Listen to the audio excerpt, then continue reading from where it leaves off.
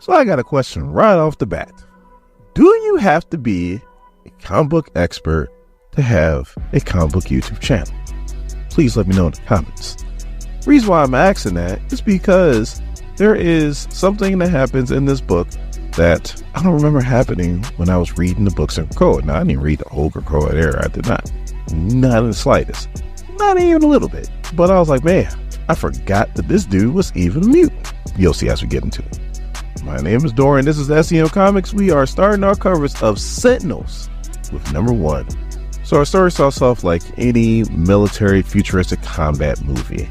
Like, what was your first, like, military futuristic combat movie? Me, it was Aliens. Like, anytime I see a scene like this, I'm like, oh, just like in Aliens. So that's for me. What is yours? Let me know in the comments.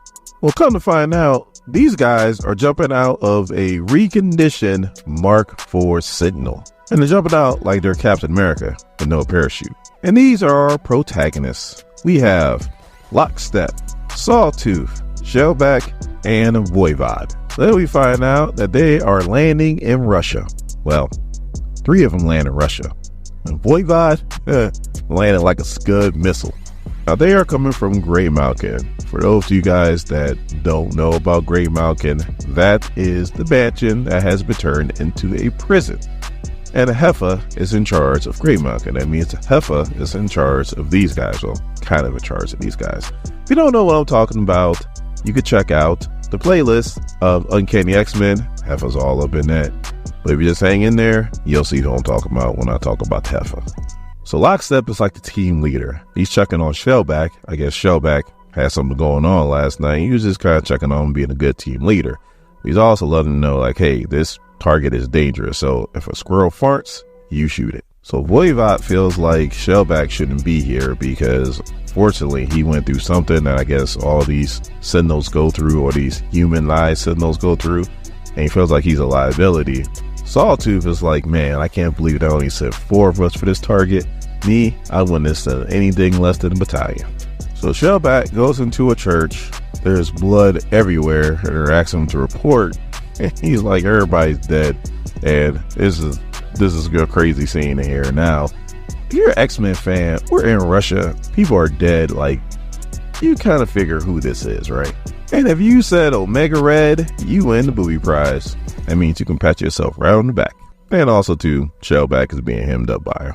So I guess the Sentinels are covered in nanobots, which, you know, the same thing that Iron Man's suit was in Superior Iron Man, which that was a great run. I'm not gonna lie, I love Superior Iron Man. Like, that might be something that we cover, but it might be something that we do like a members only, because I eventually going to start a members only membership. Who says members only membership? That's horrible. You know, I'm not even going to delete that. I'm going to leave it in there because that sounded stupid. So now that we established that their suits are made out of nanites, Lockstep pretty much sends his whole suit to this truck so that he can control the truck. But now he's, well, I guess, and for all intents and purposes, naked, even though he does have a uniform on. But now he's very vulnerable. But he uses that jalopy to hit Omega Red with. And he hit him pretty good with that truck. Because if you look at Omega Red's left arm, his bone is sticking out. But like his hated enemy Wolverine, he has a pretty good healing factor. So Sawtooth, she uses her suit and she takes a significant chunk out of this like plow truck. It makes her suit stupidly big.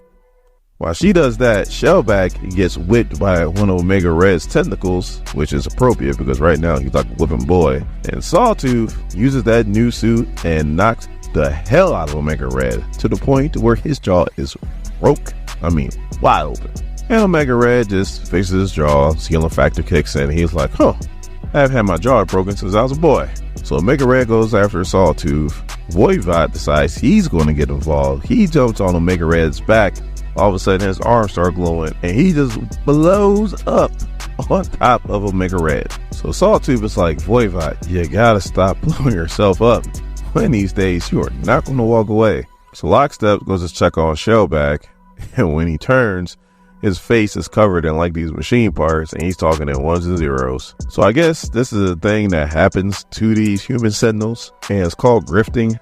And I guess once you grift, there's no coming back, even though Lockstep is trying to figure out something. But Voivod doesn't let that happen and shoots Shellback right in the head. So Lockstep's like, Voivod, I didn't give the order. And Voivod's like, come on now. We all know you weren't going to, and it had to be done. So as that's going on, we go back to the headquarters where we have Karina Ellis, aka the Heifer. That's the only time I'm ever going to say her government name.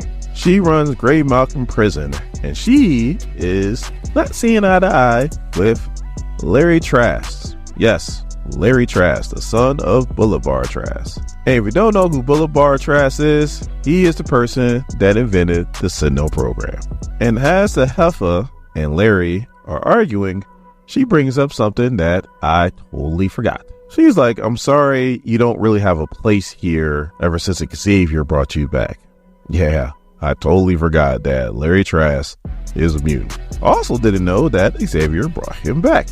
That was something totally new to me. I guess it happened in Core, had to happen in Core, because that's when mutants came back. If you know what series and what issue that actually happened in, please let us know in the comments. So now we see that our human Sentinels have made it back from their mission, and I guess are getting their treatments. You got Lockstep and you got Voivod. Voivod is trying to make nice with Lockstep. Lockstep don't want nothing to do with him right now. And then we have a new person show up. Her name is Drumfire. So they already replaced Shellback. And this pisses off Lockstep. So then we cut to Larry, and he is remembering when Xavier brought him back. Well, Lockstep pretty much opens the door, let himself in, and is all yelling at Mr. Trask, talking about a new boot. Like, you don't even talk to me about this like I'm the team leader. But trust me, Larry is pissing off everybody, not just his team and the Heifer. So now Larry decides to tell Lockstep a story of what happened in England in 1281. There were these two towns that were separated by these woods that had a whole bunch of wolves in it. Well, I guess the two towns decided that they would team up to get rid of all the wolves because, the wolves were starting to just kill everything. So once they got rid of all the wolves, all of a sudden, this old blood feud that these two towns had reunited, and then they started killing all of each other. The moral of the story is that mutants and humans need Sentinels. The Sentinels are the wolves. They keep the two species separated.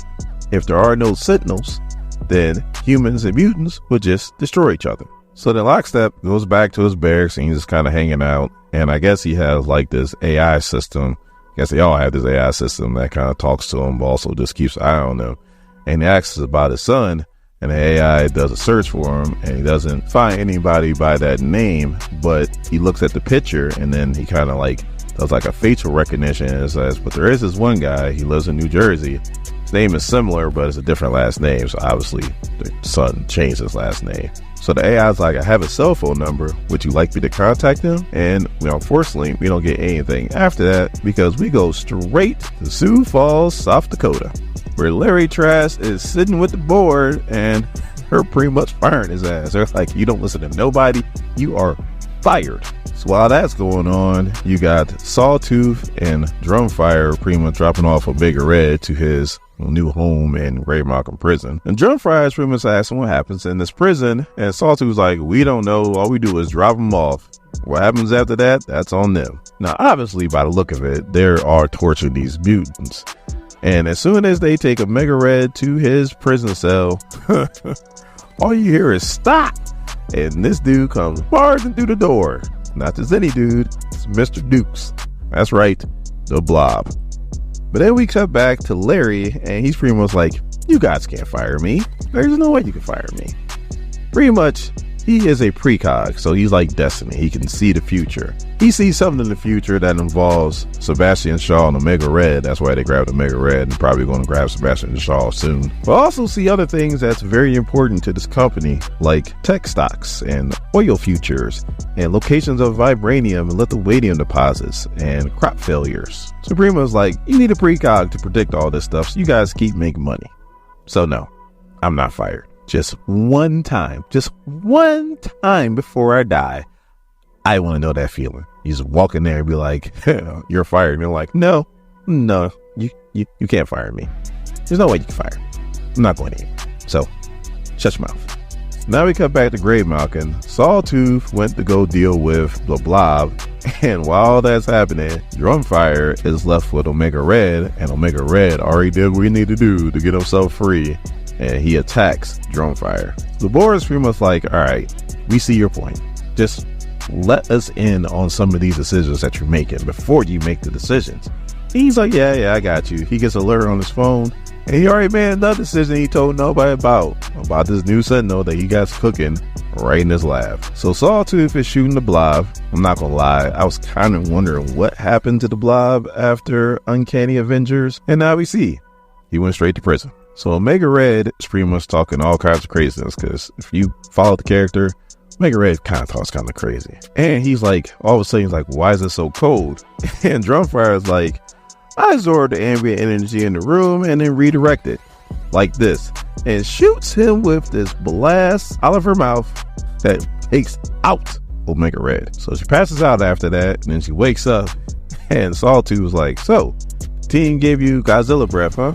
Not bad. But as she's looking behind Sawtooth, all she sees is Onslaught.